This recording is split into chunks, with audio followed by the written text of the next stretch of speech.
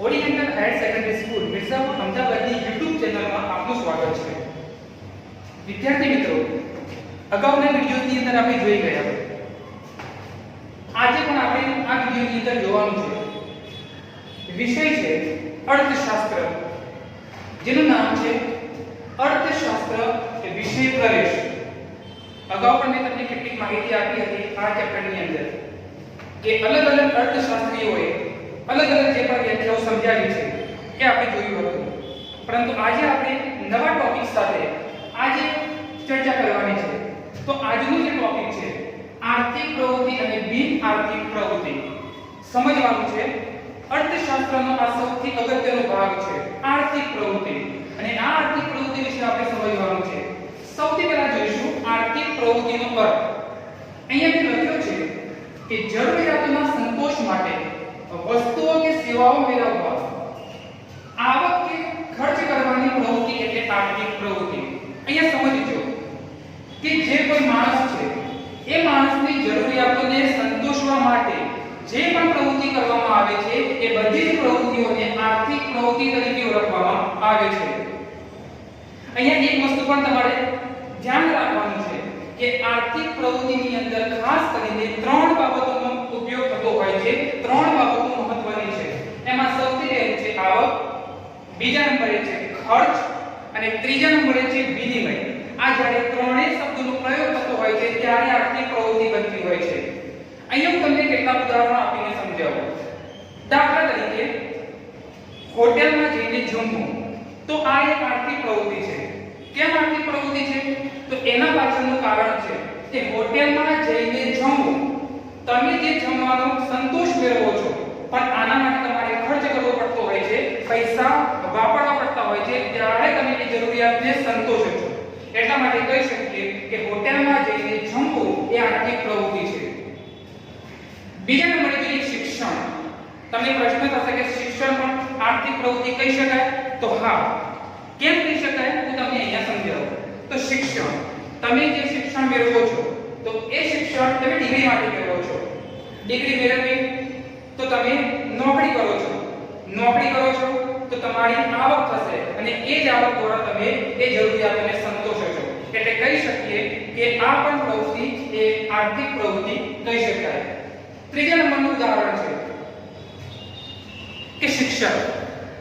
હવે શિક્ષક જે ભણાવવાનું કામકાજ કરે છે એને પણ આર્થિક પ્રવૃત્તિ કહી શકાય। કેમ કહી શકાય? કે શિક્ષક મફતમાં નથી ભણાવતા, એ જે સેવા આપે છે તો એ સેવાના વળતરમાં એક પૈસા કમાય છે, પગાર લેતો હોય છે, તો આ પ્રવૃત્તિને પણ આર્થિક પ્રવૃત્તિ કહી શકાય। તમને પ્રશ્ન થશે કે કોઈ મા-બાપ છે એ પોતે પોતાના બાળકોને ભણાવે છે તો આને આર્થિક પ્રવૃત્તિ ના કહી શકાય, કારણ કે પોતાના બાળકોને ભણાવે છે તો એમાંથી કંઈ વળતર મેળવવાનું હોતું નથી, તો આને આર્થિક પ્રવૃત્તિ કહી શકાતી નથી। તો વિદ્યાર્થી મિત્રો, તમે સમજી ગયા હશો કે આર્થિક પ્રવૃત્તિ કોને કહેવાય। ફરી એકવાર તમને કહું છું કે આર્થિક પ્રવૃત્તિ ત્યારે જ બનશે કે જ્યારે ત્રણ બાબતો મહત્વની છે, એક છે આવક, બીજું છે ખર્ચ અને ત્રીજું છે વિનિમય। આ ત્રણેય શબ્દોનો જ્યારે પ્રયોગ થતો હોય છે ત્યારે આર્થિક પ્રવૃત્તિ બનતી હોય છે। બીજા નંબરે છે બિન આર્થિક પ્રવૃત્તિ। સૌથી પહેલા એની વ્યાખ્યા જોઈએ કે જે પ્રવૃત્તિનો ઉદ્દેશ આવક મેળવવા, ખર્ચ કરવાનો અને વિનિમયનો હોતો નથી, તે સિવાયની પ્રવૃત્તિને બિન આર્થિક પ્રવૃત્તિ તરીકે ઓળખવામાં આવે છે। યાદ રાખો કે આવક મેળવવાનો, ખર્ચ કરવાનો અને વિનિમયનો ઉદ્દેશ હોતો નથી, તે સિવાયની જે પ્રવૃત્તિ છે આ પ્રવૃત્તિને બિન આર્થિક પ્રવૃત્તિ તરીકે ઓળખવામાં આવે છે। અહીંયા કેટલાક ઉદાહરણો છે: દયા, માયા, પ્રેમ। મિત્રો, આ જે બધી બાબતો છે એ બિન આર્થિક પ્રવૃત્તિમાં સમાવિષ્ટ થતું હોય છે। તમને બીજું ઉદાહરણ આપીને સમજાવો કે દાન આપવું। દાન આપવું, તો દાન આપવામાં તો ખર્ચની વાત આવે છે, તો પણ આ પ્રવૃત્તિને બિન આર્થિક પ્રવૃત્તિ કહી શકાય। કેમ કહી શકાય? તો એટલા માટે કે જ્યારે કોઈ વ્યક્તિ ગરીબ વ્યક્તિઓ કે સંસ્થાઓને જ્યારે દાન આપે છે તો એમાંથી એ સંતોષ મેળવી શકતો નથી, કંઈ હેતુ કે કમાવાનો ઉદ્દેશ હોતો નથી, એટલા માટે આ પ્રવૃત્તિને પણ બિન આર્થિક પ્રવૃત્તિ કહી શકાય। તો વિદ્યાર્થી મિત્રો, તમે અહીંયા સમજી ગયા હશો કે આર્થિક પ્રવૃત્તિ કોને કહેવાય અને બિન આર્થિક પ્રવૃત્તિ કોને કહેવાય। ફરી એકવાર હું તમને સમજાવું છું કે કોઈ જે જરૂરિયાતો છે એ જરૂરિયાતોને જ્યારે સંતોષ પ્રાપ્ત કરવો હોય ત્યારે આર્થિક પ્રવૃત્તિ થતી હોય છે અને તે સિવાયની પ્રવૃત્તિ એટલે કે કોઈ જરૂરિયાત સંતોષવાનો હેતુ નથી એ પ્રવૃત્તિને બિન આર્થિક પ્રવૃત્તિ તરીકે ઓળખવામાં આવે છે. બીજા નંબરનો ટોપિક છે એકમલક્ષી અર્થશાસ્ત્ર અને સમગ્રલક્ષી અર્થશાસ્ત્ર. એટલે કે અહીંયા અર્થશાસ્ત્રના બે ભાગ પડે છે. અર્થશાસ્ત્રને બે વિભાગની અંદર વહેંચવામાં આવ્યું છે. એક છે એકમલક્ષી અર્થશાસ્ત્ર અને બીજું છે સમગ્રલક્ષી અર્થશાસ્ત્ર. એમાં સૌથી પહેલા આપણે જોઈશું એકમલક્ષી અર્થશાસ્ત્ર. એકમલક્ષી અર્થશાસ્ત્ર જેને માઇક્રો ઇકોનોમિક્સ તરીકે પણ ઓળખવામાં આવે છે. અહીંયા આપણે સમજીએ કે એકમલક્ષી અર્થશાસ્ત્ર કોને કહેવામાં આવે છે. તો અહીંયા વ્યાખ્યા આપેલી છે કે જે આર્થિક અભ્યાસો અર્થતંત્રના આર્થિક એકમોનું વિશ્લેષણ કરે છે તે એકમલક્ષી અર્થશાસ્ત્ર છે.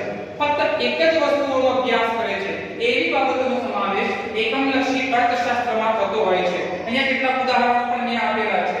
એમાં સૌથી પહેલું છે કે માંગના ચેપ્ટરની અંદર અથવા માંગના અભ્યાસમાં જે વિશ્લેષણ થતું હોય છે એમાં એકમ ગ્રાહક હોય છે. માંગની અંદર હંમેશા એકમ છે, વિશ્લેષણ એકમ છે એ ગ્રાહક છે. બીજું છે કે પુરવઠાના અભ્યાસમાં વિશ્લેષણનું એકમ હંમેશા પેઢી હોય છે. આપણે અગાઉના ચેપ્ટરની અંદર જોવાનું છે કે ચેપ્ટર નંબર 3 કે જે માંગ, ચેપ્ટર નંબર 4 કે જે પુરવઠો, એની અંદર તમને વધુ સમજ પડશે કે માંગના ચેપ્ટરની અંદર કેન્દ્ર સ્થાને હંમેશા ગ્રાહક હોય છે અને પુરવઠાના ચેપ્ટરની અંદર કેન્દ્ર સ્થાને હંમેશા પેઢી હોય છે. તો અહીંયા એકમલક્ષી અર્થશાસ્ત્રની અંદર કોઈ એક જ વસ્તુનો જ્યારે અભ્યાસ કરવામાં આવે ત્યારે એકમલક્ષી અર્થશાસ્ત્રનો ઉપયોગ થતો હોય છે. બીજા નંબરે છે સમગ્રલક્ષી અર્થશાસ્ત્ર, જેને અંગ્રેજીમાં કેવું હોય તો મેક્રો ઇકોનોમિક્સ. એની વ્યાખ્યા અહીંયા સમજાવી છે કે જે આર્થિક અભ્યાસો સમગ્ર આર્થિક સમષ્ટિનો અભ્યાસ કરે છે અને તેના તારણો સમગ્ર અર્થતંત્રને લાગુ પડે છે તે સમગ્રલક્ષી અર્થશાસ્ત્ર છે. અહીંયા સમગ્ર, સમષ્ટિ, સમગ્ર બાબત, સમગ્ર અર્થતંત્રની વાત કરે છે કે એવો અભ્યાસ કરવો હોય કે જેમાં આખા અર્થતંત્રની વાત આવે છે, સમષ્ટિની વાત આવે છે, સમગ્રની વાત આવે છે. તો આવા અભ્યાસ માટે હંમેશા સમગ્રલક્ષી અર્થશાસ્ત્રની જરૂર પડતી હોય છે. આનો અભ્યાસ કરવામાં આવતો હોય છે. તેના કેટલાક ઉદાહરણો છે કે કુલ રોજગારી. સમજજો અહીંયા કુલ રોજગારી. જ્યારે રોજગારીની વાત આવે છે ત્યારે કોઈ એક વ્યક્તિની વાત ના આવે કે આ નામનો વ્યક્તિને રોજગારી મળી કે ના મળી એ જોવામાં નથી આવતું. પણ જ્યારે દેશનું અર્થતંત્ર છે, કોઈ દેશ છે એ સમગ્ર રોજગારીને ધ્યાનમાં રાખીને અભ્યાસ કરે છે, કોઈ એક વ્યક્તિને ધ્યાનમાં રાખીને અભ્યાસ નથી કરતો. એટલા માટે આનો અભ્યાસ કહી શકીએ કે સમગ્રલક્ષી અર્થશાસ્ત્રનો સમાવેશ થતો હોય છે. બીજા નંબરે જોઈએ બેકારી, કે દેશની અંદર કેટલી બેરોજગારી છે, કેટલા બેકારો રહ્યા છે. તો જ્યારે આનો અભ્યાસ કરવો હોય તો પણ સમગ્રલક્ષી અર્થશાસ્ત્રનો સમાવેશ થતો હશે. તમને પ્રશ્ન થશે કે બેકારીનો અભ્યાસ કેમ સમગ્રલક્ષી અર્થશાસ્ત્રમાં થતો હોય છે? તો એના પાછળનું કારણ છે કે ભારતની અંદર સમસ્યા રૂપી આપણે જોઈએ તો બેકારીની સમસ્યા સૌથી અગ્રિમ સમસ્યા છે. ઘણી એવી પણ સમસ્યાઓ હોય છે કે જે શિક્ષિત બેરોજગારી પણ કહેવામાં આવતી હોય છે. ઘણા વિદ્યાર્થીઓ, ઘણા લોકો એવા પણ હોય છે કે સારામાં સારી એજ્યુકેશન પ્રાપ્ત કરે છે, એટલા સુધી પ્રાપ્ત કરે છે કે પીએચડી સુધી, અને છતાં પણ તેમને યોગ્ય પ્રકારે રોજગાર મેળવી શકતા નથી. તો આના માટે જે દેશનું અર્થતંત્ર છે એ અભ્યાસ કરે છે કે દેશમાં ધોરણ 12 પાસ વિદ્યાર્થીઓ અથવા લોકો કેટલા બેરોજગાર છે. અંડર ગ્રેજ્યુએશન થયેલા લોકો કેટલા બેરોજગાર છે, પોસ્ટ ગ્રેજ્યુએશન થયેલા લોકો કેટલા બેરોજગાર છે, અથવા ઉચ્ચ શિક્ષણની અંદર ગયેલા લોકો કેટલા બેરોજગાર છે.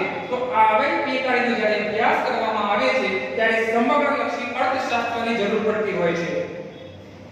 ત્યાર પછી છે ગરીબી. દેશની અંદર ગરીબીનું પ્રમાણ વધતું જતું હોય છે. ઘણા એવા પણ લોકો હોય છે કે પોતાની જે જીવન જરૂરિયાત વસ્તુઓ છે એ વસ્તુઓને પણ પ્રાપ્ત કરી શકતા નથી. તો આવા અભ્યાસ માટે પણ સમગ્રલક્ષી અર્થશાસ્ત્રનો સમાવેશ થતો હોય છે. તો વિદ્યાર્થી મિત્રો, તમે સમજી ગયા હશો કે એકમલક્ષી અર્થશાસ્ત્ર અને સમગ્રલક્ષી અર્થશાસ્ત્રની અંદર કઈ બાબતોનો સમાવેશ થાય છે, કયા અભ્યાસ માટે તેનો ઉપયોગ કરવામાં આવતો હોય છે. ફરી એકવાર હું અહીંયા સમજાવું છું કે એકમલક્ષી અર્થશાસ્ત્રની અંદર કોઈ એક જ વસ્તુ, એક જ બાબતનું જ્યારે વિશ્લેષણ કરવામાં આવે છે ત્યારે એકમલક્ષી અર્થશાસ્ત્રનો સમાવેશ થતો હોય છે. જ્યારે સમગ્રલક્ષી અર્થશાસ્ત્રની અંદર સમગ્ર દેશના અર્થતંત્રને ધ્યાનમાં રાખી અને તેનો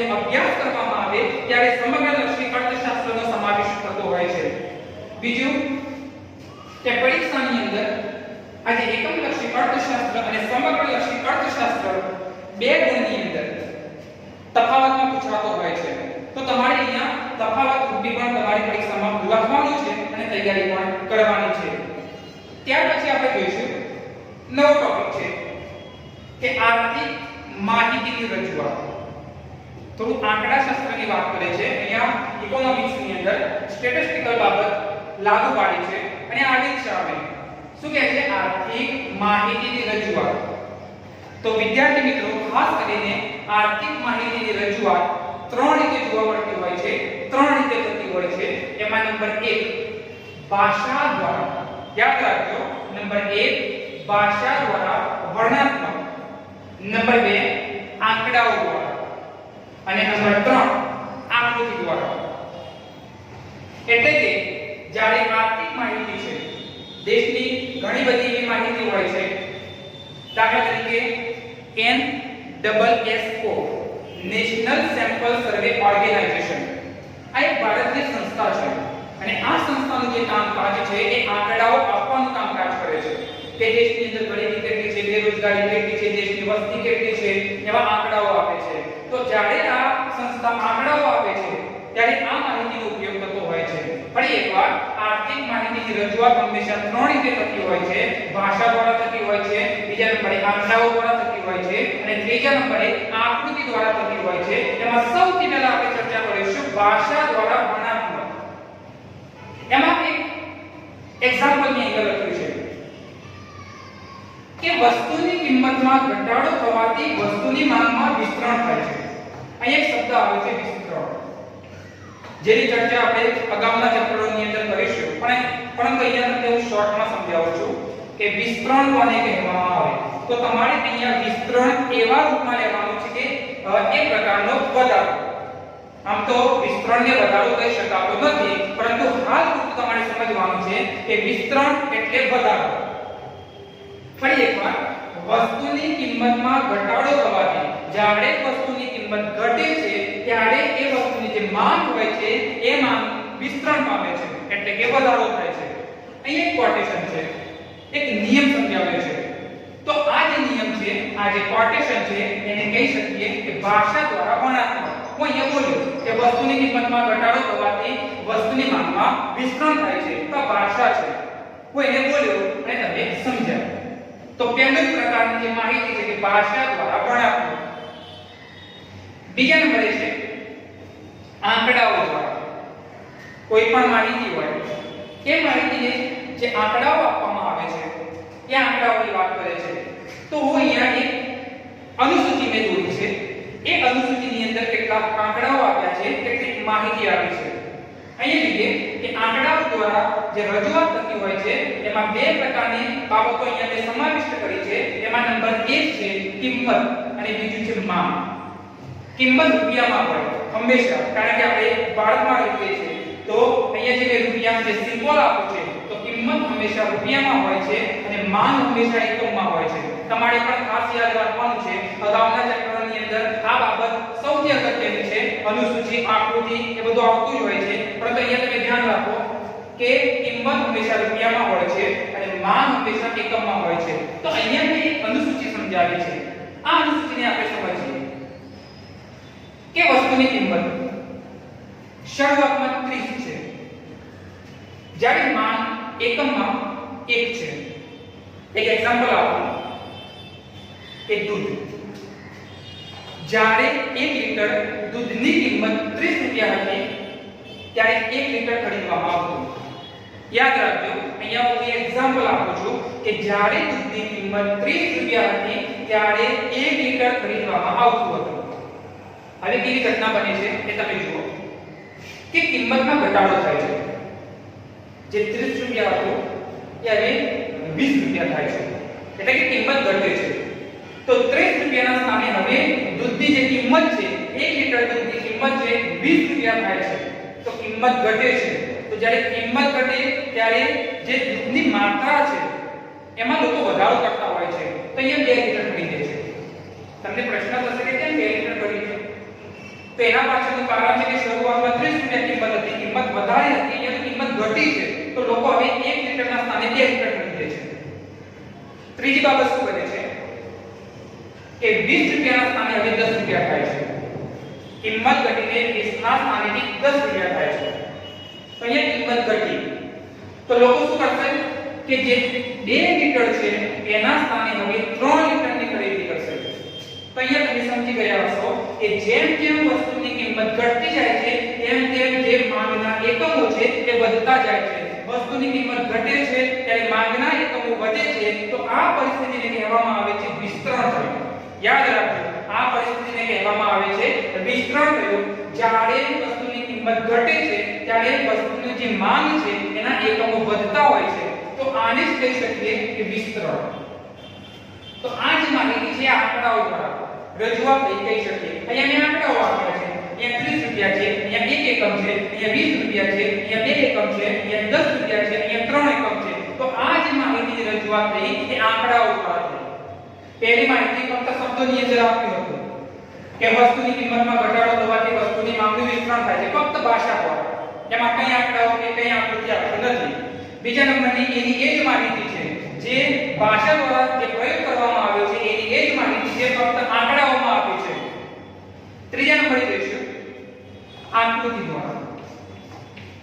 યાદ રાખજો, આકૃતિ દ્વારા. તો અહીંયા જે અનુસૂચિ આપી છે એને આકૃતિમાં રજૂઆત કરવાની છે. જ્યારે પણ તમે આકૃતિમાં રજૂઆત કરો ત્યારે બે પ્રકારની ધરી દોરવામાં આવતી હોય છે. એક છે y ધરી અને બીજી છે x ધરી. જે અહીંયા આડી છે એને x ધરીના નામથી ઓળખવામાં આવે છે અને જે ઊભી ધરી છે એને y નામની ધરી ઓળખવામાં આવે છે.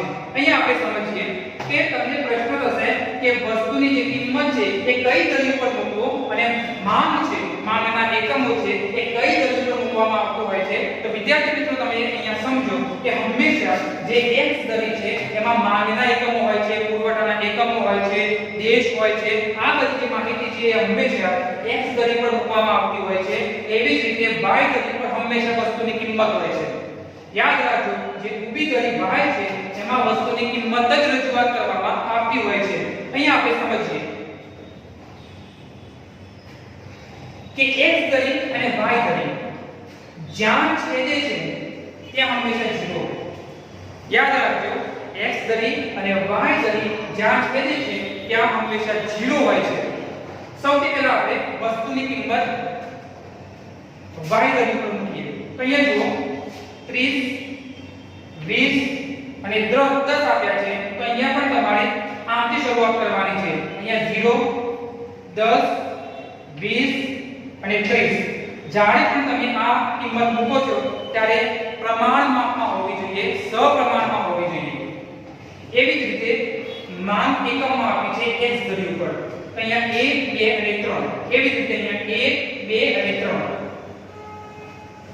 જોઈએ આપણે હવે આકૃતિની અંદર કે જ્યારે વસ્તુની કિંમત 30 રૂપિયા છે ત્યારે એકમ 1 છે. અહીંયા જ્યારે વસ્તુની કિંમત 30 રૂપિયા છે ત્યારે એકમ 1 બરાબર છે. એટલે કે અહીંયા તમે જુઓ તો અહીંયા બિંદુ આપવું હોય છે 30 રૂપિયા 1, અહીંયા બિંદુ આપ્યું. એવી જ રીતે બીજા નંબરે જોઈએ કે વસ્તુની કિંમત 20 રૂપિયા છે ત્યારે માંગના એકમો 2 છે. અહીંયા જુઓ કે વસ્તુની કિંમત 20 રૂપિયા ત્યારે માંગના એકમો 2 છે. એવી જ રીતે અહીંયા જોઈએ કે વસ્તુની કિંમત 10 ત્યારે માંગના એકમો 3 છે. તો વસ્તુની કિંમત 10 ત્યારે માંગના એકમો 3. તો આ પ્રકારે જે રેખા બને છે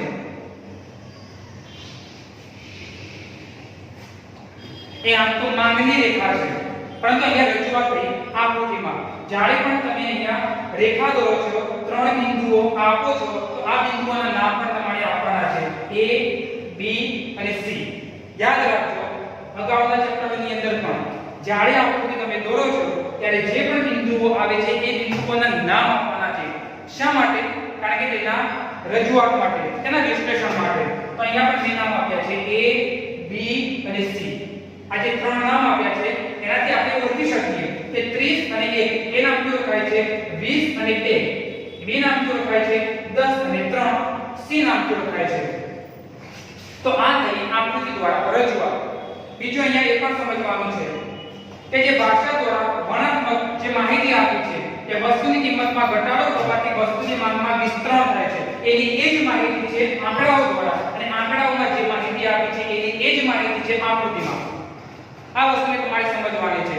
અહીંયા ભાષા દ્વારા થયું, અહીંયા આંકડાઓ દ્વારા થયું અને અહીંયા આકૃતિ દ્વારા થયું. બાકી ત્રણેયની અંદર જે માહિતી છે એ તો સરખી જ છે. બીજું વિદ્યાર્થી મિત્રો, મારે તમને એ પણ કહેવાનું છે કે અગાઉના વિડિયોની અંદર મેં તમને કહ્યું હતું કે તમારે એક અલગથી અર્થશાસ્ત્રનો ચોપડો બનાવવાનો છે, અને જે પ્રકારે વિડિયો અમે અહીંયાથી મૂકીએ છીએ, જે હોમવર્ક આપીએ છીએ તે તમારે ઘરે લખવાનું છે, સમજવાનું છે. એવી જ રીતે આજના આ વિડિયોની અંદર પણ તમારે જે આર્થિક પ્રવૃત્તિ છે, બિન આર્થિક પ્રવૃત્તિ છે, એકમલક્ષી અર્થશાસ્ત્ર છે, સમગ્રલક્ષી અર્થશાસ્ત્ર છે, અને ત્યાર પછી જે આર્થિક માહિતીની જે રજૂઆત થઈ છે, આ બધી જ માહિતી તમારે એક અલગ ઇકોનોમિક્સના ચોપડાની અંદર લખવાનું છે. વિદ્યાર્થી મિત્રો, અમારો આ વિડિયો પસંદ આવ્યો હોય તો સબસ્ક્રાઇબ કરો, લાઈક કરો, અને તમારા જે મિત્રો છે એ મિત્રો સુધી પહોંચે એ માટે શેર પણ તમારે કરવાનો છે, જેથી બીજા વિદ્યાર્થીઓ પણ જોઈ શકે. અને ખાસ તમારે અમારા વિડિયોને સબસ્ક્રાઇબ કરવાનું છે. શા માટે? કે જેથી આવનારા નવા વિડિયોઝ તમે જોઈ શકો, સમજી શકો. Thank you.